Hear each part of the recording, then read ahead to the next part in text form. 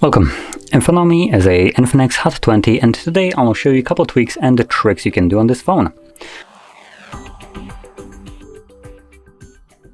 Now, jumping straight into it, we can open up settings and then navigate to display and brightness, where we will find dark mode.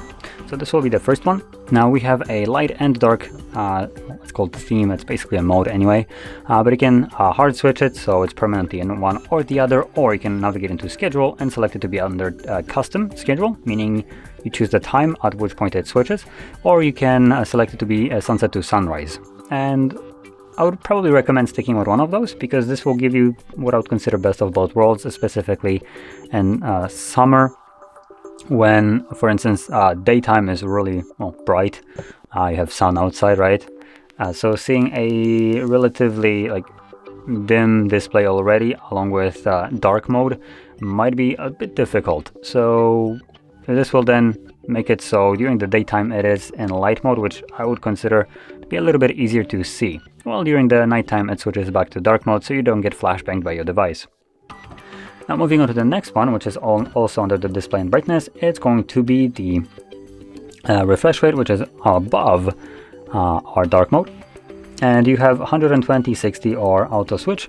Now you can select whichever one you want. Auto switch is selected by default, which is probably the best option for everybody, but if you like to preserve your battery life, you can switch it to 60. Now it won't look as good as 120, but it will give you a better battery life. And if that is something that you want, obviously it's a no-brainer switch. I will stick with the auto switch just because I do prefer it myself. This will utilize both of the refresh rates, 120 and 60. So when the screen is not moving, it's at 60. When it is moving, it's at 120, giving you nice smooth motion when it needs to, and when it doesn't, it tries to save a little bit of battery. Now moving on to the next one, which is going to be lower in the same settings. It's going to be the, where was it? Ultra Touch, I believe it was. Yep, Ultra Touch. And here we have swipe speed and motion speed. Now swipe speed is set to fast, not exactly sure what it actually refers to, but what motion speed refers to is the speed at which things appear on the screen, animation, so I will just select it to be fast. And flipping through pages should be a little bit faster. Obviously you can go a little bit more nuts with this and navigate into developer options, and in there you'll find 3 sections called, what were they called, like motion, window animation speed, transition animation speed, and animation duration speed. Those were the names. And they're both set to 1, I believe, or 0.5 if this setting changes that. But you can obviously also turn them off completely if you want to. Though I'm not really gonna go into it. Now moving on to another option, it's the gesture navigation. You can find a link to it also under the display and brightness. As you can see, system navigation. I believe this takes us into system and then navigation, or system navigation. And then here we have gestures.